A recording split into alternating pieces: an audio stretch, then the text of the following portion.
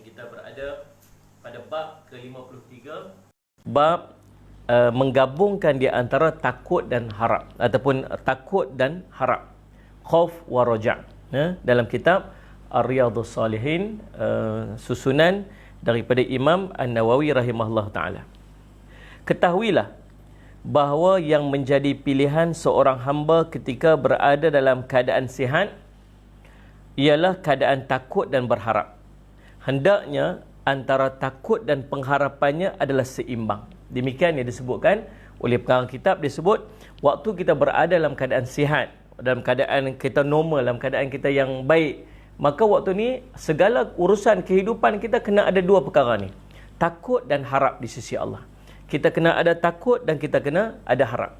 Nak mudah faham tuan-tuan yang dirahmati oleh Allah sekalian, dalam urusan ibadat kita sebagai contoh, bila kita melakukan ibadat, bagaimana yang disebutkan dalam kitab Allahumma salli ala sayyidina Muhammad, tafsir Ibnu Kathir rahimahullah ta'ala, yang menceritakan tentang bagaimana doa yang dipanjatkan oleh Nabi Ibrahim alaihissalam. Nabi Ibrahim baca doa apa? Rabbana taqabbal minna innaka antas samiul alim. Wahai Tuhan kami, taqabbal minna, terimalah daripada kami, innaka antas samiul alim, sesungguhnya Allahumma salli ala sayyidina Muhammad, engkau Sami'ul Alim, maha mendengar lagi maha mengetahui. Doa ini dipanjatkan oleh Nabi Ibrahim alaihissalam ketika baginda melaksanakan perintah Allah, iaitu untuk membina Kaabah. Subhanallah tuan-tuan, sallallahu alaihi wasallam, ulama menyebutkan bagaimana yang memanjatkan doa ini ialah Nabi Ibrahim alaihissalam. Dan subhanallah, dia sedang melaksanakan perintah Allah. Itu pun dia takut amalannya tidak diterima oleh Allah. Sedangkan siapa yang buat kerja ni? Nabi Ibrahim alaihissalam. Buat kerja apa? Membina Kaabah, perintah daripada Allah. Sedangkan ulama menyebutkan subhanallah, sedikit pun tidak ragu akan Allahumma salli Muhammad, kehebatan amalannya, tawakalnya ke Nabi Ibrahim alaihissalam atas perintah-perintah daripada Allah SWT. Itu pun dia panjat, Rabbana taqabbal minna, ya Allah terimalah daripada aku. Sedangkan kita ni bila kita buat amalan, tuan-tuan sekalian, salli ala sayyidina Muhammad, kita kadang-kadang rasa macam mana? Rasa macam overconfident, betapa confidentnya kita atas amalan-amalan kita diterima oleh Allah. Sebab tu bila kita sembahyang macam Allah, Nabi SAW ajak kita istighfar, maka kita pun istighfar, astaghfirullahalazim, macam tu aja. Walhasbullah, kita tak takut pun amalan kita tadi, tak tahu sama ada Allah terima ataupun tidak. Takut ini maksudnya. Takut apa? Takut amalan kita tidak diterima oleh Allah. Takut Allah tak reza dalam kehidupan kita. Takut Allah benci kita sebagainya. Subhanallah, tuan-tuan. Namun di sana ada lagi satu gabungan dia, nama harap. Harap macam mana? Harap ya Allah dalam keadaan dhaif macam ni, kelemahan, kecacatan, kecelaan dalam ibadat kita dah cuba dah untuk buat yang terbaik, tapi subhanallah kita takut nanti subhanallah kita pun begitu, kita harap Allah terima amalan-amalan kita. Kita letak pengharapan bahawa Allah akan menerima amalan-amalan kita walaupun penuh dengan kedhaifan dan kelemahan. Ini combination di antara kedua ni sebut sebagai khauf wa raja'. Baik. Sedangkan dalam keadaan sakit, katanya subhanallah, hanya mengkhususkan harapan. Kaedah syarak baik daripada Al-Quran maupun hadis dan lainnya menjelaskan hal ini. Allah berfirman, "Fala ya'manu makarallahi illa al-qaumul khasirun." Sadaqallahul azim. Surah Al-A'raf ayat 99. Tidak akan merasa aman daripada siksaan Allah selain daripada orang-orang yang rugi. Sallallahu alaihi wasallam. Orang rugi ni tak apa ni? Dia tak akan aman daripada siksaan daripada Allah. Inilah ayat-ayat yang menyuntik dalam hati kita rasa takut. Kita takut apa ni? Kita takut kita buat amalan tapi amalan kita Allah tak terima. Kita takut kita buat amalan tapi amalan kita jadi sia-sia. Ini orang-orang rugi. Tuan-tuan boleh bayang tak? Macam mana keadaannya?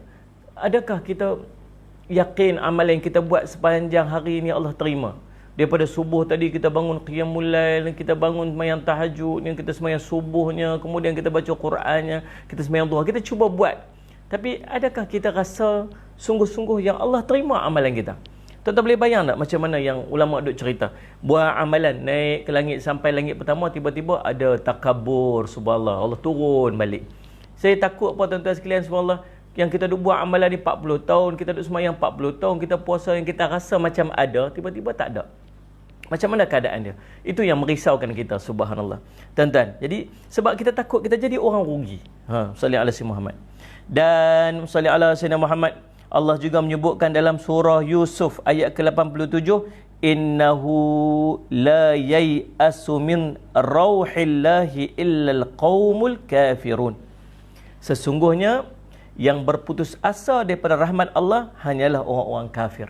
Namun di sana, tuan-tuan, sallallahu alaihi wasallam Muhammad, orang beriman ni ada satu benda. Dia apa ni? Dia meyakini akan rahmat dan kasih sayang Allah dalam sallallahu alaihi wasallam Muhammad apa sahaja yang kita bagi pada Allah. Ibadat kita kepada Allah. Tuan-tuan, kita melakukan dosa, namun di sana ada rahmat Allah yang disebut sebagai Allah ini Maha Pengampun. Dalam keadaan kita ni melakukan ibadat kepada Allah SWT, tuan-tuan sekalian, kita tahu kecacatan dalam urusan ibadat kita kepada Allah, namun di sana ada rahmat dan kasih sayang Allah SWT yang akan, Allahumma salli ala sayyidina Muhammad, mudah-mudahan Allah menerima segala amalan-amalan kita walaupun kita lakukan dalam keadaan-keadaan cacat dan celah. Kita cuba untuk melakukan yang terbaik dalam urusan kehidupan kita, namun hati kita kadang-kadang ada goyah, hati kita kadang-kadang ada ragu, hati kita kadang-kadang ada risau, hati kita kadang-kadang ada wujud, kadang tak ikhlas lah, macam-macam ni suntikan benda-benda yang duduk dalam hati kita ni. Kita takut sekali disebabkan urusan tu Allah tak pandang. Namun di sana ada satu yang sebut sebagai rahmat Allah yang maha luas. Mudah-mudahan itu menjadi penyebab Allah menerima amalan-amalan kita. Tapi subhanallah, orang kafir dia putus asa daripada rahmat Allah. Nah, sallallahu alaihi Muhammad. Itu yang disebutkan dalam surah Yusuf ayat 87. Pengarang kitab menyebutkan lagi, rasa takut dapat mencegah seseorang hamba itu daripada melakukan perkara kemaksiatan. Sedangkan harapan dapat mendorong seorang itu melakukan ketaatan sehingga dia tidak merasa aman dari siksa dan tidak putus asa daripada rahmat. Bila kita ada rasa takut dalam urusan kehidupan kita, kita takut kepada Allah sallallahu alaihi wasallam Muhammad, maka dia automatik akan menyebabkan kita akan meninggalkan kemaksiatan. Kita takut Allah pandang kita, kita takut Allah duk melihat kita, subhanallah, dalam urusan kehidupan kita. Kita nak buat maksiat, kita berasa Allah duk melihat kita. Kita takut ni, takut akan azab yang dijanjikan oleh Allah. Maka apa yang akan berlaku? Waktu tu kita akan meninggalkan kemaksiatan kita. Demikian juga bila kita ada takut dalam urusan ibadat kita ni. Takut apa? Takut Allah tak terima ibadat kita, takut Allah tak pandang ibadat kita. Maka apa kita buat? Kita akan mula meninggalkan benda-benda yang disebut sebagai syirik khafi. Kita tahu, saya kalau aku buat sekali ni ada riak sekali, Allah tak terima pula, subhanallah. Maka kita akan usaha sungguh-sungguh untuk kita melakukan ibadat kita tanpa ada riak. Tuan-tuan boleh faham kan? Bila kita salli ala sayyidina Muhammad, kita buat ibadat ni, salli ala sayyidina, kita takut sekali ada wujud takabur dalam hati kita ni. Kita takut tu, maka secara automatik kita akan berusaha untuk kita meninggalkan perkara-perkara yang disebut sebagai takabur dalam urusan ibadat. Dia takut ni yang menyebabkan kita meninggalkan benda-benda tersebut ni. Kalau langsung tak ada takut, kita rasa macam, confident sangat Allah terima, maka apa akan jadi? Maka kita akan buat perkara-perkara yang tak patut kita buat. Sebab kita confident sangat Allah akan pandang ibadat-ibadat kita ni. Khauf ini sangat penting dalam urusan ibadat. Khauf ini sangat penting dalam urusan kehidupan keduniaan kita ni. Tuan-tuan sekalian, sallallahu alaihi Muhammad. Namun di sana kita tahu bahawa ibadat kita tak akan lari, tak akan terlepas daripada kecacatan dan kecelaan. Kita tahu ibadat kita semayang tadi, tuan-tuan, semayang isyak kita ni, kita pun tahu isyak kita ni sangat Allah lalainya, tambah-tambah kita lah ni semayang di rumah sebagainya kan. Kalau semayang di masjid tu ada sikitlah kekuatan-kekuatan dia nak buat ibadatnya, nak perelokkan ibadatnya, nak semayang sunatnya. Ada kekuatan tu bila kita masjid. Tapi bila kita semayang di rumah, Allah, tuan-tuan sekalian, pergi masjid kita pakai baju elok, tuan-tuan. Di rumah 2-3 hari ni pakai t-shirt je semayang.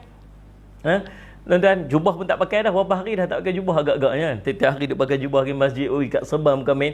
Sekarang ni bila main di rumah, serban pun dah ke mana dah, tuan-tuan. Jubah kita pun ke mana dah. Walahanya kita sedang menghadap Tuhan yang sama. Kita sedang menghadap Allah yang sama. Kita sedang menghadap ke arah kiblat yang sama. Kenapa kita membeza-bezakan urusan ibadat kita waktu kita di orang ramai dengan kita waktu kita duduk seorang-seorang? Kita takut waktu ni, tuan-tuan, kita hilang disebut sebagai keikhlasan kita nak buat ibadat tu kerana Allah. Tapi itulah kelemahan kita. Itulah kelemahan kita. Kita cuba nak buat yang terbaik tapi kita masih nampak kelemahan, masih ada kecacatan. Namun di sana, tuan-tuan, sallallahu alaihi wasallam, sebab tu pentingnya rasa takut dalam ibadat ni, takut Allah tak pandang. Kita takut dalam urusan kehidupan kita sebab kita takut Allah tak pandang. Maka di sini akan menyebabkan kita sallallahu alaihi wasallam meninggalkan kemaksiatan dan meninggalkan benda-benda yang tak jadi manfaat. Tambah-tambah kita berada pada waktu wabak ni. Kita pun takut tuan-tuan, kita tak tahu dekat mana ada wabak ni tersedia dekat kita. Nah, kita duduk kuarantin di rumah. Nah, tapi ada ketika kita terpaksa untuk keluar untuk beli barang, keluar untuk beli keperluan di luar apa sebagainya. Jadi kita tak tahu tuan-tuan, waktu tu kita bertembung dengan siapa, adakah orang sekali dia bersin, sekali dia Allah Rabbi tuan-tuan, kita risau, kita takut. Takut ni menyebabkan kita berhati-hati. Tuan-tuan perasan ataupun tidak? Dengan kita takut ni, kita akan menyebabkan kita ni berhati-hati. Kita jaga, kita pakai hand sanitizer, kita pakai mask, kita hati-hati. Pasal apa kita berhati-hati? Sebab kita takut. Bayangkan orang yang tak takut, apa dia buat? Dia buat ikut suka dia aja, dia redah. Orang kata duduk rumah, dia pergi buat kenduri. Orang suruh pergi duduk rumah, dia pergi main dam kan dan sebagainya. Sampai polis pergi duduk cukup minggu. Lagi aku tak naik haji. Lagi aku tak naik haji dah, jangan harap aku nak balik. Lagi kalau subhanallah tuan-tuan, tu contohlah dia buat, saya pun tak tahu dia sebut dialog tu pun tidak kan. Tapi tuan-tuan saya nak cerita, ada orang yang bila dia tak rasa takut, dia akan buat ikut suka dia. Demikian bila kita rasa takut, kita akan buat, kita akan berhati-hati dalam urusan ibadat kita. Kita tak mau melakukan dosa dan kemaksiatan. Tuan-tuan, bila waktu-waktu wabak ni, tak tahulah, patutnya bila waktu wabak macam ni, dia tak teringin lah buat maksiat kan. Dia tak teringin lah nak buat benda-benda yang tak patut dia buat. Pasal apa? Pasal ketakutan dia menghalang dia daripada melakukan kemaksiatan. Namun di sana dia tahu bahawa apapun urusan, dia berusaha sungguh-sungguh untuk buat yang terbaik. Tapi di sana dia tahu masih ada kecacatan dalam ibadat dia. Masih ada kesilapan dalam kehidupan dia. Kan? Dalam keadaan dia jaga-jaga, dia tak mau buat maksiat tu, dia masih lagi terjebak dalam maksiat. Dalam keadaan dia berhati-hati, dia tak mau untuk buat maksiat, dia tak mau untuk tergelincir juga. Sifat manusia memang macam tu. Maka tuan-tuan di sana dia meyakini bahawa ada satu lagi sifat Allah yang nama dia rahmah. Dia ada bahawa Allah ni punya rahmah. Allah ni punya salli ala sayyidina Muhammad, rahmat dan kasih sayang dan belas kasihan. Maka di sanalah ruang dan jalan dia supaya Allah menerima amalan-amalan dia. Ya Allah, aku ni ibadat aku tak sempurna. Ya Allah, dalam keadaan aku buat ibadat ni pun masih tak sempurna, masih salli ala sayyidina Muhammad jauh daripada salli ala sayyidina Muhammad kesempurnaan. Maka ya Allah, dengan rahmat dan kasih sayang Engkau terimalah aku ya Allah. Engkau terimalah ibadat aku ya Allah. Ya Allah, dalam keadaan aku ni nak jaga daripada aku ni tak mau buat kemaksiatan, tapi terjebak juga kadang-kadang. Masih terjebak juga, masih tergelincir juga. Ya Allah, dengan rahmat dan kasih sayang-Mu ya Allah, Engkau ampunkanlah dosa-dosa aku. Itulah ini disebut sebagai, tuan-tuan boleh nampak kan, perbincangan disebut sebagai khauf wa raja. Kepentingan dalam kehidupan kita ni, pasal apa kena ada khauf, pasal apa kena ada raja. Dia kena ada dua benda ni, barulah menyempurnakan ibadat kita dan menyempurnakan kehidupan kita. Okey, boleh faham tak tu? Baik, salli ala sayyidina Muhammad. Kemudian Allahumma salli ala sayyidina Muhammad. Pengarang kitab memetik satu daripada ayat yauma tabyaddu wajuhun. Salli ala sayyidina Muhammad. Pada hari itu ada wajah yang putih berseri. Surah Ali Imran 106. Wajah-wajah orang mukmin pada hari kiamat putih berseri, dan wajah-wajah orang-orang kafir itu menghitam. Ini salli ala sayyidina Muhammad, ayat-ayat yang menceritakan tentang perlunya dalam kehidupan kita ni ada khauf wa raja. Ibnu Abbas berkata, wajah-wajah orang Ahlus Sunnah wal Jamaah putih berseri, sedangkan wajah Ahlul Bid'ah dan yang menyimpang dalam urusan keagamaan mereka ni akan menghitam. Allah menyebutkan innahu rabbaka sari'ul iqab wa innahu laghafurur rahim. Sesungguhnya Tuhanmu sangat cepat memberi hukuman dan sungguh dia maha pengampun lagi maha penyayang. Tengok subhanallah tuan-tuan. Ayat ini menceritakan tentang dua keadaan. Satu ni Allah sangat cepat memberi hukuman kepada orang-orang yang melanggar perintah dia. Allahumma salli ala sayyidina Muhammad. Sehingga kadang-kadang tuan-tuan subhanallah, hukuman dia berasa dah waktu dia hidup di dunia. Sebab tu ada benda-benda yang Allah segerakan. Allahumma salli ala sayyidina Muhammad disebut sebagai azab dia. Apa dia tuan-tuan? Di antaranya ialah orang yang derhaka kepada ibu dan ayah. Orang yang derhaka pada ibu dan ayah ni tuan-tuan subhanallah, Allah segerakan azab dia waktu hidup di dunia ni. Awal-awal lagi Allah kenakan dia. Hidup dia tunggal langgang, hidup dia sebagainya, Allah segera memberi azab. Ada orang yang Allah tangguhkan azab. Tangguhkan azab pasal apa? Pasal memberi peluang dia untuk memohon keampunan atas dosa-dosa yang pernah dia lakukan. Tuan-tuan sekalian, salli ala sayyidina Muhammad. Jadi Allahumma salli ala sayyidina Muhammad, dalam keadaan Allah cepat memberi hukuman, tapi di sana sungguh wa innahu laghafurur rahim. Dan sesungguhnya salli ala sayyidina Muhammad, Tuan-tuan, Allah Maha Pengampun lagi Maha Penyayang. Pengampun dan penyayang. Di dalam ayat ini terdapat ungkapan yang menakut-nakutkan dan memberikan semangat. Dan segalanya, segala sesuatu yang pasti terjadi adalah dekat. Dalam ayat tersebut ada dua keadaan, ulama menyebutkan, Sallallahu Muhammad. Yang pertamanya ialah menakut-nakutkan dengan azab. Yang kedua, di sana pula ada rahmat dan kasih sayang Allah, iaitu Allah Maha Pengampun lagi Maha Penyayang. Allahumma salli ala sayyidina Muhammad. Kemudian Allah menyebutkan lagi, a'udzubillahi minasyaitonir rajim, innal abrara lafi na'im wa innal fujjara lafi jahim. Sesungguhnya orang-orang yang berbakti benar-benar berada di dalam, yakni syurga yang penuh dengan kenikmatan. Dan sesungguhnya orang-orang yang durhaka benar-benar berada di dalam neraka. Jadi dalam ayat ni cerita tentang dua keadaan. Yang pertama, orang yang berbakti kepada Allah. Dia panggil al-abrar, yakni orang-orang yang berbakti ialah orang-orang yang berbakti dan benar-benar dalam imannya, dalam melaksanakan kewajipan-kewajipan dan menjauhi daripada kemaksiatan. Al-abrar ni apa dia? Yang Allah cerita nanti dia akan duduk dalam syurga yang penuh dengan kenikmatan ni siapa? Orang yang sallallahu alaihi Muhammad benar-benar dalam iman dia dan melaksanakan segala kewajipan dia dan meninggalkan segala larangan dia. Tuan-tuan, agama ni macam tu je. Nabi SAW menyebutkan, sallallahu alaihi Muhammad, ma nahaitukum anhu fajtanibu wa ma amartukum bi fa'tu minhu mastata'tum. Apa yang aku perintah pada kamu hendaklah kamu lakukan. Apa yang aku larang daripada kamu hendaklah kamu tinggalkan. Dan apa yang aku perintahkan kepada kamu hendaklah kamu melakukan sedaya yang termampu oleh kamu. Dalam hidup kita ni tuan-tuan, dua benda ni ya. Yang pertama apa ni? Apa yang Allah larang tinggal. Tinggal ya. Tinggal. Tapi senang nak tinggal, susah nak tinggal. Tapi kena tinggal tak? Tetap kena tinggal. Larangan Allah ni ada dua, ulama sebut. Yang pertama disebut larangan haram. Yang kedua larangan bentuk makruh. Kita ni orang beriman kepada Allah bukan setakat yang haram, yang makruh pun kita nak tinggal. Makruh ni sebut tinggal tuan-tuan, bukan makruh ni sebut buat. Ada orang dia guna alasan makruh dia buat. Kata haji, pasal apa tak tinggal ni? Dia kata makruh je Ustaz. Makruh ni bukan suruh buat, makruh ni maksud tinggal. Maka orang yang beriman kepada Allah ni dia tinggal. Walaupun benda tu benda yang disebut sebagai makruh, benda yang dibenci, benda yang tak suka, maka kita tinggalkan. Sallallahu alaihi Muhammad. Yang keduanya tuan-tuan sebut ma amartukum bi fa'tu minhu mastata'tum. Apa yang aku perintahkan kepada kamu hendaklah kamu lakukan sedaya yang termampu oleh kamu. Dalam bab perintah Nabi SAW sedaya yang termampu.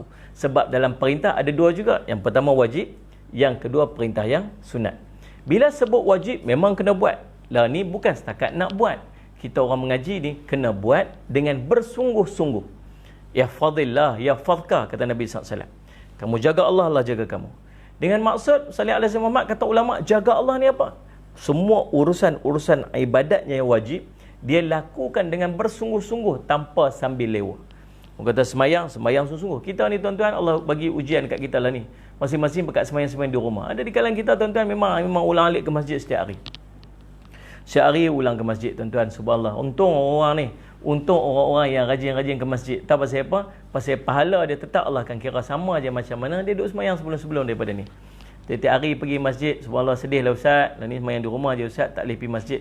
Tak apa. Allah kata, Nabi SAW sebut dalam satu hadis riwayat Bukhari. Orang yang biasa duk buat amalan, kemudian dia musafir, kemudian dia sakit, pahala Allah akan bagi sama juga pada dia. Jadi tak biar risau. InsyaAllah, biiznillah, macam mana pahala diulang ke masjid macam tu lah dia akan dapat dengan syarat. Sebelum ni memang duk pergi masjid dah. Habis duduk bersandar, pasal apa ni nampak sedih sangat lah, subhanallah. Itulah, dah tak boleh nak pergi masjid dah lah ni. Isteri dia kata apa? Macamlah abang dulu duduk pergi masjid sangat. Dulu pun dia pun tak pergi masjid. Maka kalau dalam keadaan macam tu, tak ada apalah tuan-tuan. Sallallahu alaihi Muhammad. Ada orang pula, dia bercanggah pula dah, subhanallah. Lagi orang tak bagi, lagi tu dia nak pergi. Subhanallah tuan-tuan. Sallallahu alaihi Muhammad. Kita ni tuan-tuan, sami'na wa ata'na je lah. Itulah keadaan kita. Dia kata takut kat Allah, sallallahu alaihi Muhammad. Kita jangan takut kat virus. Kita kena ingat, kita takut kat kita sifat takut manusia ni Allah masukkan dalam hati dia. Dan kita kena ingat takut kepada penyakit itu juga merupakan tanda-tanda iman dia bahawa subhanallah yang bagi penyakit itu adalah Allah. Tentang Nabi SAW, dan Nabi SAW suruh kalau berjumpa dengan orang taun, larilah daripada dia. Orang yang ada wabak penyakit, larilah daripada dia seperti mana kamu takutkan kepada singa. Nabi SAW suruh, bukan kita sallallahu alaihi wasallam, tuan-tuan, melarikan diri daripada penyakit itu menunjukkan bahawa kita takut penyakit. Tak, itu menunjukkan bahawa kita beriman kepada Allah yang sallallahu alaihi wasallam, yang virus itu juga makhluk daripada Allah. Ini merupakan usaha dan ikhtiar Ahlussunnah wal Jamaah sallallahu alaihi wasallam meletakkan, tuan-tuan, dia kena ada usaha, dia kena ada ikhtiar, dan dia kena ada tawakal. Tak boleh semata-mata kita berserah kepada Allah, tuan-tuan, dalam keadaan kita tidak bertawakal, berusaha untuk menjauhkan daripada penyakit tersebut. Baik, subhanallah, tuan-tuan sekalian, sallallahu alaihi wasallam. Jadi dalam urusan ibadat kita kepada Allah yang wajib, berusaha sungguh-sungguh untuk kita buat. Ni kita. Jadi tuan-tuan, dalam keadaan tak boleh pergi masjid, dia kata apa? Tak apalah, semayang di rumah. Tapi waktu masjid itu awal pergi masa semayang. Lah ni tuan-tuan, bila kita semayang di rumah, jadi lewat pula. Kan? Dulu pergi masjid pakai cantik, pakai untuk ibadat kita. Di rumah kita pakai selekeh pula. Ini macam tak kena pula, tuan-tuan sekalian. Jadi macam mana kita bersungguh-sungguh untuk semayang di awal waktu dulu, waktu kita ulang alik ke masjid. Macam tu juga kita semayang di awal waktu kita sallallahu alaihi wasallam berada di rumah ni. Semayang. Waktu macam mana kita semayang berjemaah di masjid itu, maka berjemaah jugalah di rumah kita. Semua orang kuarantin. Anak-anak kita di rumah, suami kita di rumah, isteri kita di rumah, sallallahu alaihi wasallam. Dan semua orang di rumah. Apa alasan kita untuk tak semayang berjemaah dengan sallallahu alaihi wasallam ahli keluarga kita? Maka berjemaahlah, tuan-tuan, sallallahu alaihi wasallam. Dan bukan setakat tu, kata Nabi SAW, sallallahu alaihi wasallam, amartukum bi fa'tu minhu mastata'tum, maka lakukan dengan sedaya yang termampu, sebab di sana perintah, ada juga yang sunat. Dalam sunat ni kita perbanyakkan, kita berusaha bersungguh-sungguh untuk kita sallallahu alaihi wasallam melakukan ibadat sunat.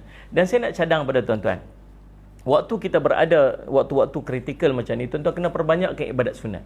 Tuan-tuan kena semayang sunat banyak, tuan-tuan kena baca Quran banyak, zikir banyak. Tak pasal apa? Pasal kita mengharapkan Allah sayang kat kita waktu ni. Tuan-tuan, Nabi SAW menyebut dalam satu riwayat sallallahu alaihi wasallam, apabila seorang itu Allah sayang dekat dia, dia melakukan ibadat sunat sampai Allah sayang dekat dia, maka sallallahu alaihi wasallam, apa dia akan dapat? Apa saja yang dia doa tu Allah akan makbulkan.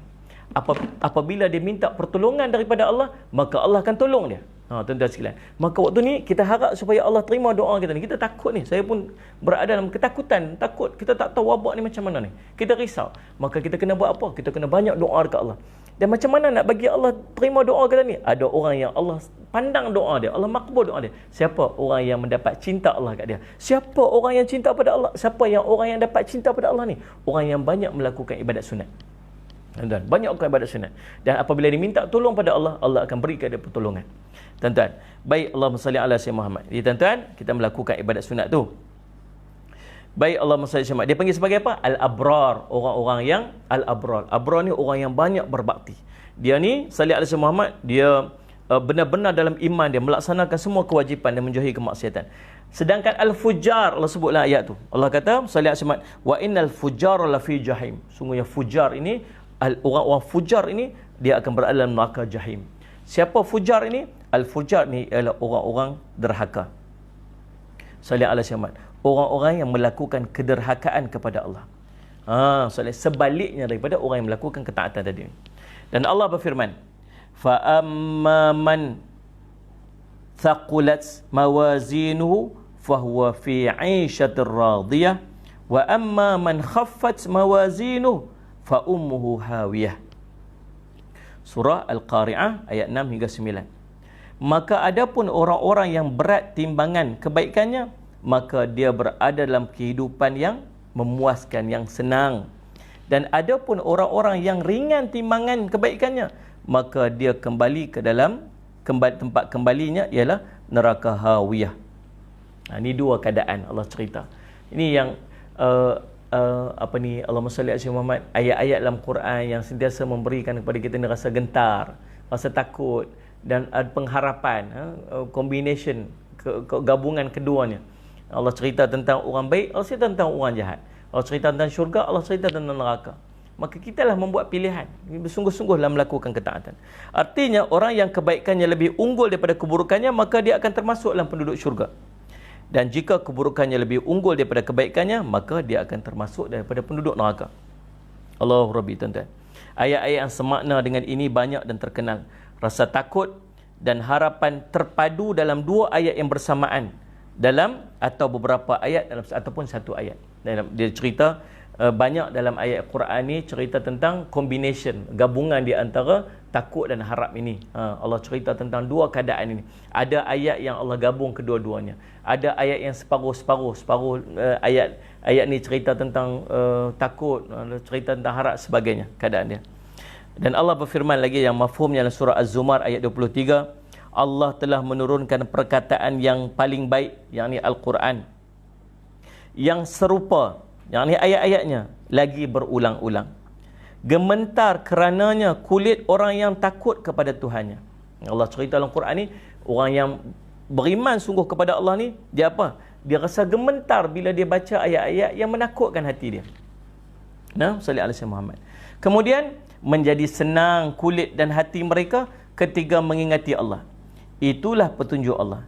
Dengan kitab itu dia memberi petunjuk kepada siapa yang dia kehendaki, dan barang siapa dibiarkan sesat oleh Allah, maka tidak seorang pun yang dapat memberikan petunjuk kepadanya. Subhanallah, tuan-tuan. Kalau Allah nak berkehendakkan kepada seorang itu sesat, maka tak ada siapa pun boleh bagi petunjuk dekat dia.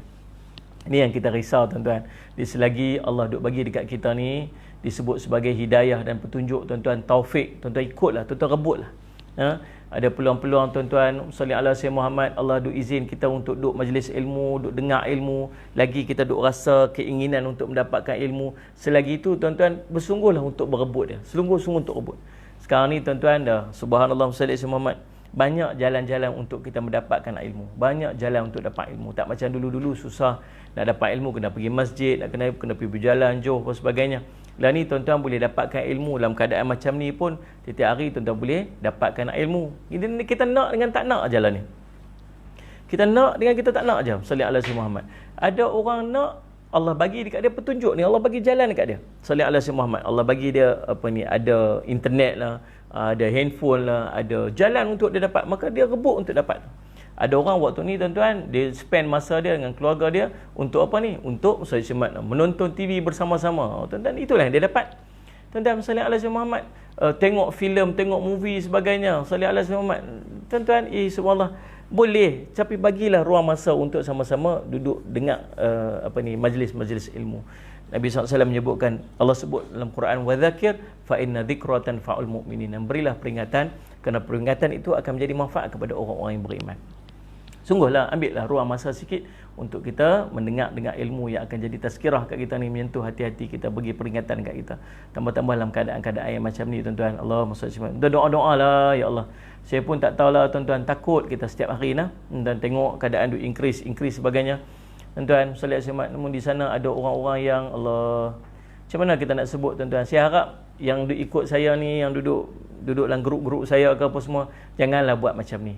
Kita jangan pentingkan diri kita saja. Kita kena fikir, tuan-tuan, kadang-kadang dengan hasil daripada apa kita buat ni menyebabkan orang lain pun terima mudarat dia. Nah, kita buat satu benda, kita rasa macam, oh, benda ni baik untuk aku tak ada apa. Kita tak apa kadang-kadang, tapi kita menyebabkan orang lain pun duduk dalam keadaan susah.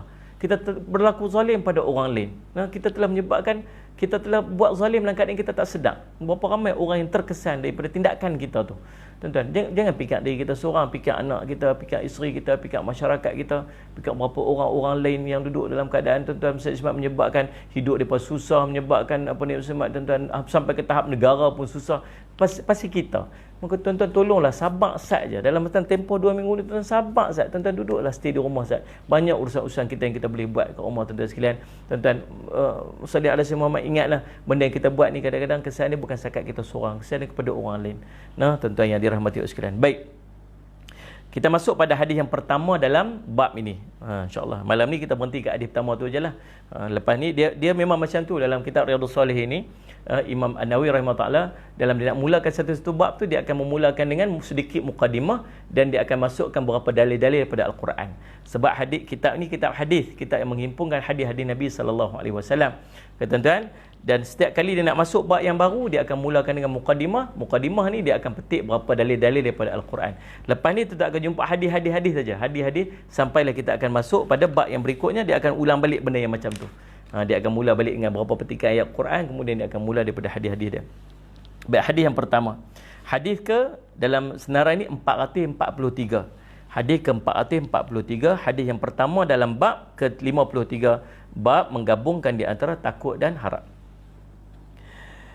An Abi Hurairah radhiyallahu anhu anna Rasulullah sallallahu alaihi wasallam qala law ya'lamul mu'min ma 'indallahi minal 'uqubah ma tami'a bi jannati ahadun walau ya'lamul kafir ma 'indallah minar rahmah ma qanata min jannati ahadun atau kama qala Rasul sallallahu alaihi wasallam, rawahul Muslim. Daripada Abi Hurairah radhiyallahu anhu. Abi Hurairah radhiyallahu seorang sahabat Nabi SAW yang sangat masyhur. Dia sahabat yang paling banyak meriwayatkan hadis Nabi sallallahu alaihi wasallam. Ada satu kisah yang sangat menarik tentang Abu Hurairah radhiyallahu anhu. Ditanya kepada dia apa perkara yang sangat menyedihkan hati dia. Apa yang sedih sangat? Dia kata ada tiga perkara yang aku sangat sedih. Dalam hidup dia tiga benda ni. Yang pertama ialah kewafatan Rasul sallallahu alaihi wasallam. Yang ni mafhum lah, kita faham Nabi wafat, semua para sahabat sedih. Yang kedua dia kata sallallahu alaihi wasallam Muhammad, apa dia? Kewafatan Sayyidina Osman radhiyallahu an. Sayyidina Osman wafat, ni sedih dia. Yang ketiga sallallahu alaihi wasallam Muhammad, apa yang menyedihkan dia ni? Dia kata terputusnya uncang. Uncang apa yang ni tak tahu. Sebenarnya tuan-tuan kisah dia dulu waktu dia jadi ahlu sufah ni memang sentiasa dalam keadaan lapar. Satu hari dia kata dia lapar sangat lapar. Lepas tu berjumpa dengan Nabi SAW sallallahu alaihi Muhammad. Kata Nabi kata kamu ada apa? Dia ada kurma sikit. Kurma sikit dalam uncang kita. Ni Nabi SAW lalu berkahkan doa kurma dia tu. Nabi kata jangan buka bekas ni, ambil je kurma dalam tu. Ambil, jangan tengok kat dalam tu. Lalu dia pun ikat kat pinggang dia. Dan tiap hari dia duduk makan kurma tu. Tak habis-habis. Daripada zaman Rasulullah SAW, Rasulullah bagi, sampai zaman Sayyidina Abu Bakar. Dan Sayyidina Abu Bakar wafat, naik pula Sayyidina Umar. Sayyidina Umar 10 tahun merintah. 10 tahun. Dia duduk makan kurma tu tak habis-habis. Kemudian sampai kepada zaman Sayyidina Osman. Waktu Sayyidina Osman tu, bekas dia terputus. Bekas tu. Lalu habis dah waktu tu. Tuan-tuan sedih sangat. Pasal apa? Pasal di situ ada bekas mukjizat Nabi sallallahu alaihi wasallam. Tersedak pula. Baik. Tuan-tuan yang sekalian sallallahu alaihi wasallam. Ini kisah di antara kisah-kisah menarik yang berlaku kepada Sayyidina Abu Hurairah radhiyallahu anhu. Bismillahirrahmanirrahim.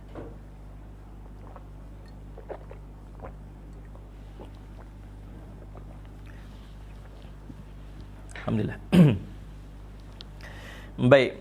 Abu Hurairah meriwayatkan bahawa Rasulullah SAW pernah bersabda, Salli ala Sayyidina Muhammad. Allahumma salli ala Sayyidina Muhammad. Seandainya seorang mukmin itu mengetahui siksa yang ada di sisi Allah, sudah tentu tidak seorang pun, Salli ala Sayyidina Muhammad, akan mengharap syurganya. Akan tetapi seandainya seorang kafir itu mengetahui bagaimana besarnya rahmat di sisi Allah, tentu tidak seorang pun yang akan berputus asa daripada mendapatkan syurganya. Penjelasan.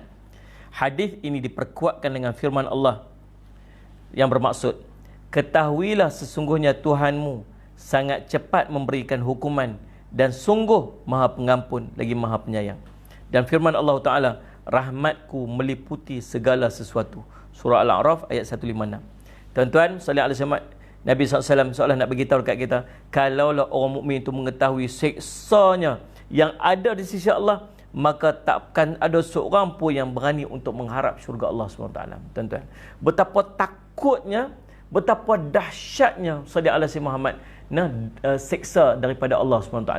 Dan kalaulah seorang itu, orang kafir itu, dia tahu betapa besarnya rahmat di sisi Allah, sudah tentu seorang daripada mereka pun tak akan berputus asa daripada mendapatkan syurga Allah SWT. Tuan-tuan sekalian saya, maka hadis ini menceritakan gabungan sallallahu alaihi Muhammad di antara syurga, di antara sallallahu alaihi azab Allah dan rahmat Allah Subhanahu Wa Taala. Azab Allah cerita azab ini akan menimbulkan ketakutan dalam hati kita ni. Ketakutan, disebabkan ketakutan itu kita akan meninggalkan maksiat. Disebabkan ketakutan itu kita akan bersungguh-sungguh dalam ibadat. Disebabkan ketakutan itu kita akan meninggalkan riak, meninggalkan ujub, meninggalkan takabur, meninggalkan perkara-perkara yang dibenci oleh Allah SWT. Sebab kita takut nanti kita akan diazab oleh Allah. Kita takut nanti amalan kita tidak diterima oleh Allah. Namun di sana ada satu disebut sebagai rahmat Allah. Di sini kita disebut sebagai apa? Pengharapan, rojak. Kita harap pula Allah terima ibadat kita. Kita harap pula Allah pandang ibadat kita. Kita harap pula dalam keadaan kita melakukan, dalam kita melalui kehidupan kita ni, kesilapan kita tu Allah akan ampunkan dosa-dosa kita ni.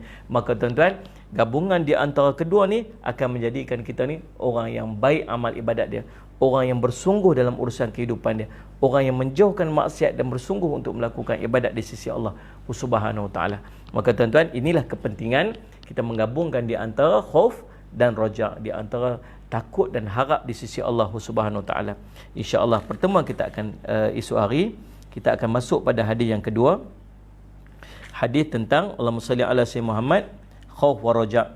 Salli ala sayyidina Muhammad, mudah-mudahan Allahumma salli ala sayyidina Muhammad, Allah akan meletakkan kita ni dalam hati kita ni ada dua sifat ni, sifat takut dan sifat harap atas Allahumma salli ala sayyidina Muhammad, apa yang kita lakukan dalam kehidupan kita pada setiap hari, insya-Allah. Dan mudah-mudahan perkongsian kita jadi manfaat bagi kita. Kita berjumpa lagi esok hari, insya-Allah. Aqulu qouli hadza wa astaghfirullah li wa lakum. Wassalamualaikum warahmatullahi wabarakatuh. Bismillahirrahmanirrahim. Alhamdulillahirabbil alamin wassalatu wassalamu ala rasulil amin sayyidina Muhammadin wa ala sahbihi ajma'in. Allahumma faqihna fid din wa 'allimna ta'wil waj'alna min ibadikas salihin wahdina siratal mustaqim. Allahumma arina haqqan haqqan warzuqna ittiba'ah wa arina batila batilan warzuqna ijtinabah. Wa sallallahu ala sayyidina Muhammadin wa ala alihi wasallam. Walhamdulillahirabbil alamin. Taqabbalallahu minkum.